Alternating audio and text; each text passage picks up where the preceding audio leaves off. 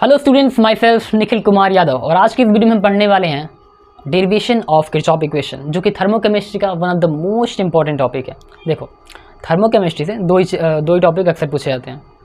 अक्सर क्या 99% चांस है कि दो ही टॉपिक पूछे जाते हैं, ठीक है, मैक्सिमम टाइम 99% टाइम। पहला ये डेरिवेशन ऑफ किरचॉफ इक्वेशन और दूसरा है हेसेस लॉ। ये दोनों टॉपिक हम इस वीडियो में कवर करेंगे, ठीक है। पहले ये देखेंगे, फिर उसके बाद हेसेस लॉ देखेंगे। तो चलिए बिना कोई देर किए स्टार्ट करते हैं। तो सबसे पहले जो कि किरचॉफ इक्वेशन का हम डेरिवेशन देखने वाले हैं, तो ये जान लेते हैं कि किरचॉफ इक्वेशन कहते किसे हैं, इसका डेफिनेशन क्या है, ये देख लेते हैं। देखो, हीट चेंज ऑफ, भाई चल नहीं रहा है क्या, चल, heat change of reaction with temperature in any equation is known as Kirchhoff equation, ठीक है, समझ लेना उसे। हीट चेंज ऑफ रिएक्शन मतलब किसी भी रिएक्शन का जो हीट चेंज है टेम्परेचर के साथ साथ किसी भी इक्वेशन में जो चेंज हो रहा है उसको हम क्या बोलेंगे, किरचॉफ इक्वेशन। एक बार और फिर देखो, हीट चेंज ऑफ रिएक्शन मतलब किसी भी रिएक्शन का जो हीट चेंज है टेम्परेचर के साथ किसी भी इक्वेशन में, उसे हम क्या बोलेंगे, किरचॉफ इक्वेशन बोलेंगे। ऐसा अगर किसी भी इक्वेशन में हो रहा है तो उसे हम किरचॉफ इक्वेशन बोल देंगे। अभी ये क्या है सॉरी, तो डेफिनेशन देख लिया, इसे डिलीट करते हैं। डिलीट करने वाला कुछ है कि नहीं भाई, मिटाने वाला है, ये तो नहीं मिला था, चलो इसे मिटा देते हैं। डेफिनेशन तो देख लिया होगा तुम लोगों ने, यही है इसका डेफिनेशन। चलो चलो चलो, अब इसके बाद हम देखेंगे क्या, इसका डेरिवेशन। देखो, सबसे पहले हम क्या लिखेंगे, एंथैल्पी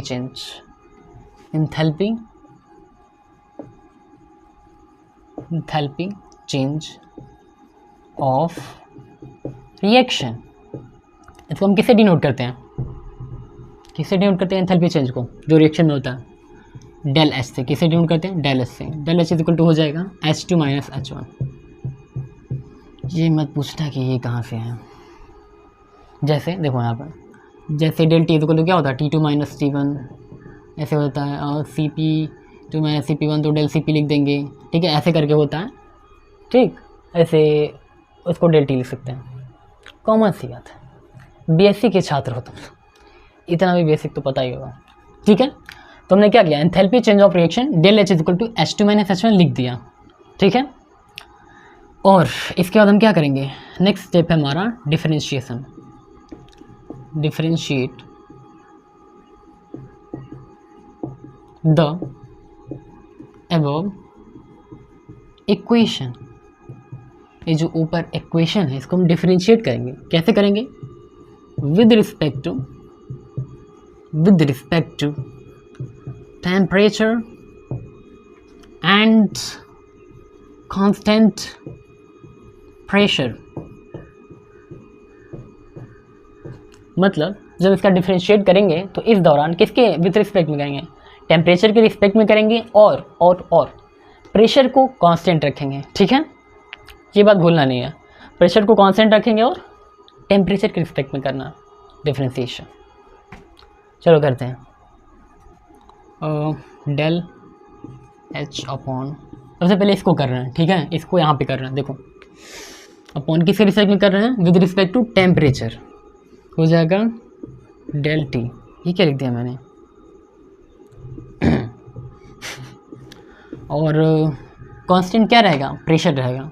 चलो प्रेशर को कांस्टेंट कर देते हैं, इज इक्वल टू का साइन लगा दिए, H2 है, फिर इसको सेम ऐसे ही H2 upon del T, constant क्या रखेंगे, प्रेशर, माइनस है, माइनस लगा दिए, H1 है तो H1 का करेंगे del H1 upon del T, constant क्या रहेगा, प्रेशर। सबको पता नहीं यहाँ टी क्या क्या डेल टी, क्योंकि इसी के रिस्पेक्ट में हम लोग कर रहे हैं टेम्परेचर को। यहाँ P का मतलब क्या है, कांस्टेंट प्रेशर है, ठीक है, प्रेशर को हमने कांस्टेंट रखा है। और एक और बात यहाँ पे लिख देता हूँ, we know that V know that, क्या जानते हैं, C P is equal to क्या होता है, del H upon del T at constant pressure. ये हमें पहले से पता है, तुम्हें नहीं पता है तो इससे पहले के चैप्टर्स अच्छे से पढ़ लेना और इससे पहले के टॉपिक्स भी, ठीक है। C P is equal to होता है del H upon del T at constant pressure, ठीक है, ऐसा होता है, हम जानते हैं। तो इसी की जो वैल्यू है del H upon del T at constant pressure, अब इसके यहाँ क्या रखेंगे, सी पी रखेंगे, समझ रहे हो, यहाँ पे हम क्या रखेंगे, सी पी रखेंगे। तो यहाँ तो नहीं लिख सकते, डबल डेल आ गया, ये भी डेल है, भी डेल है, तो यहाँ नहीं लिख सकते, ये मैच कर रहा, ये मैच नहीं कर रहा, ये मैच कर रहा है, इसलिए इसके जहाँ पे रखेंगे। तो ये मैच नहीं करते, इसको एज इट इज़ लिखेंगे यहाँ पे, del H upon del T.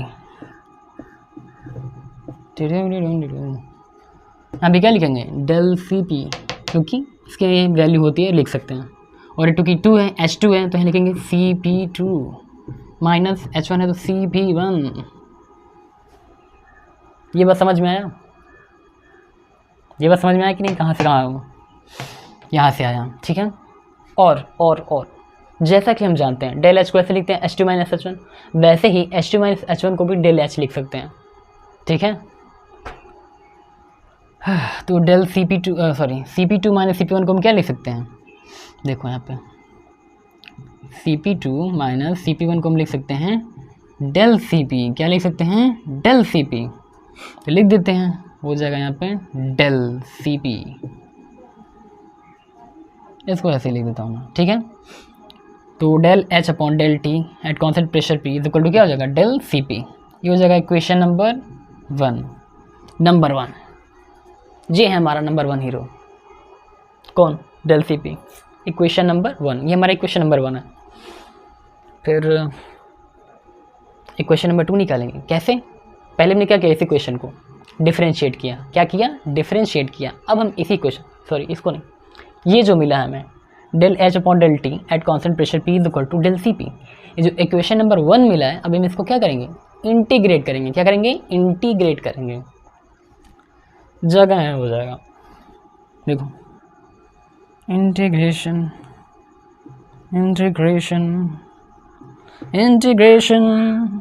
Of above equation, मैंने छोटा छोटा लिख रहा हूँ, थोड़ा सा पढ़ के सुना जाऊँ, इंटीग्रेशन ऑफ अबव इक्वेशन, जो पहला नंबर इक्वेशन है हमारा, हम उसका इंटीग्रेशन करने वाले हैं, यहीं पे करने वाले हैं। मैं सोच रहा हूँ इसे डिलीट करके यहाँ पे करूँ, तुम सब क्या सोच रहे हो,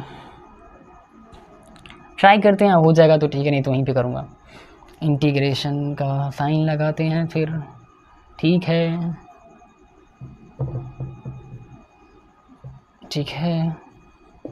डेल एच यहाँ पे हो जाएगा H2 upon H1 is equal to, इसका करेंगे, ठीक है। देखो सबसे पहले हमने इसका किया, अब इसका करेंगे, इसका इधर करेंगे, इज इक्वल टू के बाहर इंटीग्रेशन का साइन लगाया, T2 T1 CP into DT, ठीक है।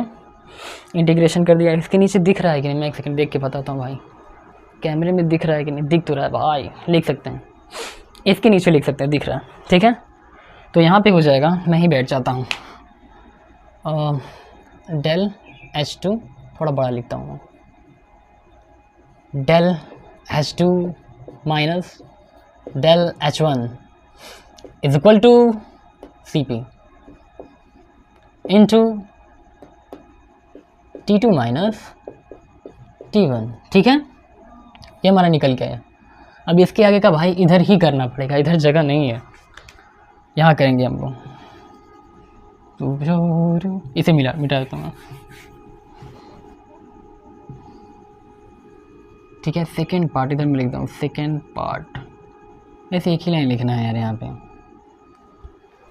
इसके आगे हम कहाँ करने वाले हैं, इसके आगे करने वाले हैं यहाँ पे, हमारा सेकेंड पार्ट, ठीक है। कहाँ तक देखे हम लोगों ने, del H2 minus H1, del H2 minus del H1 is equal to CP into T2 minus T1, ये निकल के आया, लिख दूँ क्या दोबारा से भाई, लिख देता हूँ, del H2 minus del H1 is equal to CP into T2 minus T1, ठीक है। आप लेफ्ट हैंड साइड में देख रहे होंगे कि ये क्या है, माइनस में है, जो डेल H1 है माइनस में है, डेल H2 क्या है, प्लस में है। तो माइनस को हम राइट हैंड साइड में क्या करेंगे, ट्रांसफ़र करेंगे, क्यों, प्लस बनाने के लिए।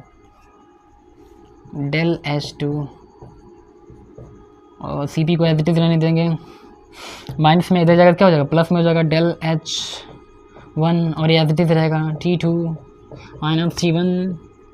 ये कौन सा इक्वेशन बनेगा भाई, दूसरा वाला, इक्वेशन नंबर 2।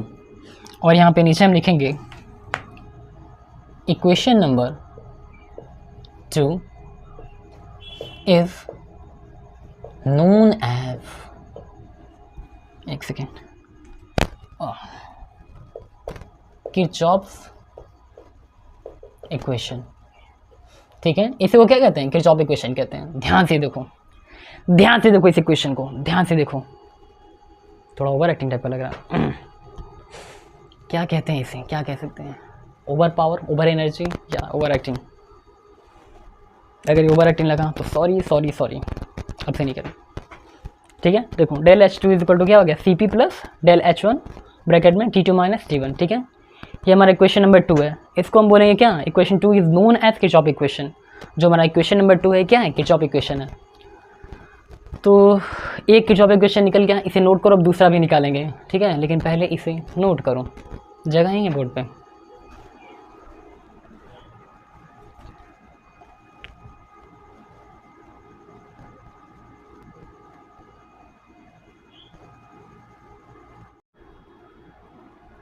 ठीक है, तो ये हो गया एंथैल्पी चेंज वाला। अब हम देखेंगे इंटरनल एनर्जी का। ये मैंने डिलीट नहीं किया है, सोचे कि ज़रूरत पड़ सकती है भाई, ज़रूरत पड़ सकती है।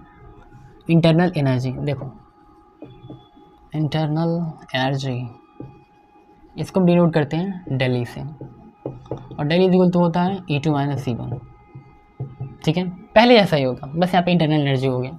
इसको हम क्या करेंगे, डिफ्रेंशिएट करेंगे। क्या करेंगे, डिफ्रेंशिएट करेंगे। Differentiate above equation with respect to temperature and constant volume।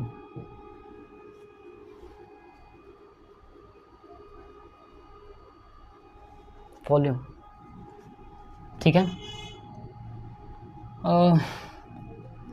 ठीक है, फिर देखते हैं कहाँ गया है। हाँ, इसको करेंगे, डेल ए को हमने किया डिफ्रेंशिएट किसके रिस्पेक्ट में, टेम्परेचर के। कॉन्सेप्ट क्या रहेगा, वॉल्यूम, वॉल्यूम रहेगा is equal to E2 upon del T, किसके कॉन्सेप्ट क्या रहेगा, वॉल्यूम, माइनस E1 है, डेल E1 अपॉन किसके रिस्पेक्ट में कर रहे हैं, टेम्परेचर के। कांस्टेंट क्या रहेगा, वॉल्यूम V, ठीक है। और जैसा कि आपको पता है, यहाँ पे लिख रहा हूँ, वी नो दैट, क्या जानते हैं, जवाब दो मुझे। CV is equal to del E upon del T at constant volume, ये जानते हैं। तो चलो यहाँ पे मैच नहीं कर रहा, एज इट इज लिख देंगे, upon del T constant volume V is equal to, यहाँ पे कर रहे थे, इसके यहाँ क्या रखेंगे, CV लिखेंगे। क्या लिखेंगे इसके यहाँ पे, CV, जो कि E2 है तो हो जाएगा CV2 माइनस CV1, और इसको हम क्या लिख सकते हैं, डेल CV लिख सकते हैं, ठीक है। ये हो गया हमारे क्वेश्चन नंबर 1, इसको यहाँ लिख दोगे भाई, ठीक है।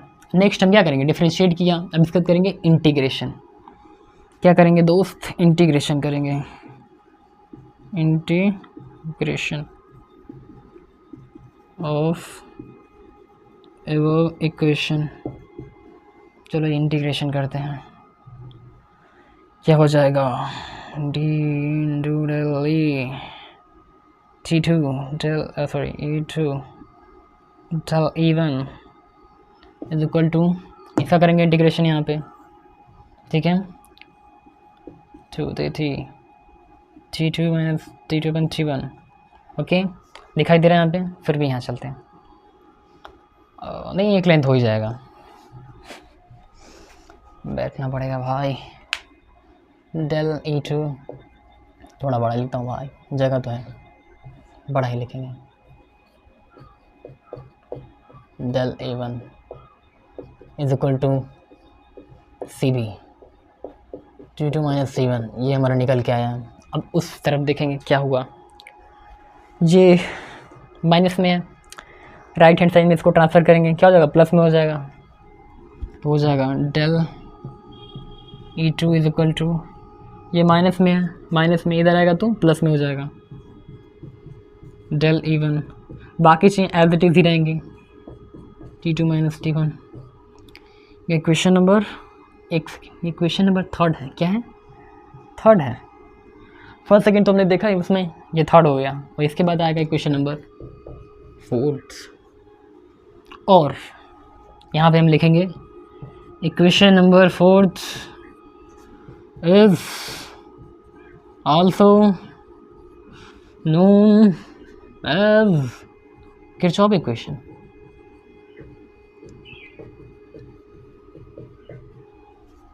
Equation number 4 is also known as Kirchhoff equation. इसे हम क्या बोलेंगे, किरचॉफ इक्वेशन, ठीक है। तो ये रहा किरचॉफ इक्वेशन का डेरिवेशन, और इसके बाद हम क्या देखेंगे, हेसेस लॉ देख लेते हैं। टाइम तो है, पहले नोट करो इसे, ठीक है। तो इसके बाद हम देखेंगे हेसेस लॉ, जो कि दूसरा मोस्ट इंपॉर्टेंट टॉपिक है। हेडिंग डाल दूँ क्या, हेसेस लॉ, फिर रहने देते हैं, क्या ज़रूरत है, डाल ही देता, छोड़ो। हेसेस लॉ, ठीक है। हेसेस लॉ क्या कहता है, देखो हेसेस जो एक साइंटिस्ट थे, Hess's gave this law in 1840 which state that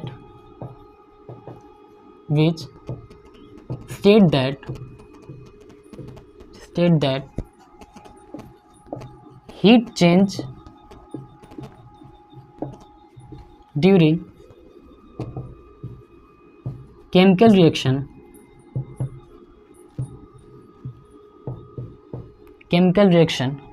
is independent manner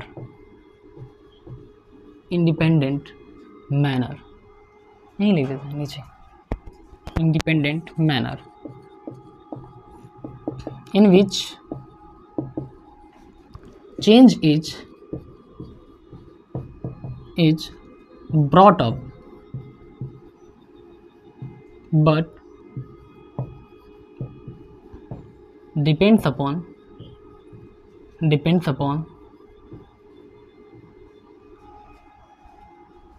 initial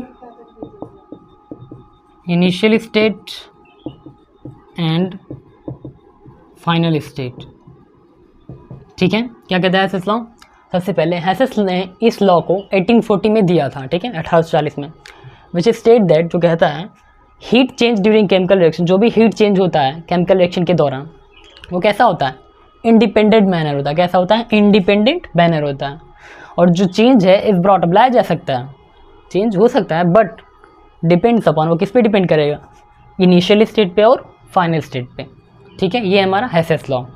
next application देखो क्या है, पहला एप्लीकेशन है determination of heat transition, second है determination of heat of formation of substances, ठीक है। तीसरा है determination of heat of various reaction, और चौथा क्या है एप्लीकेशन इसका, calculation of heat of hydration, ठीक है।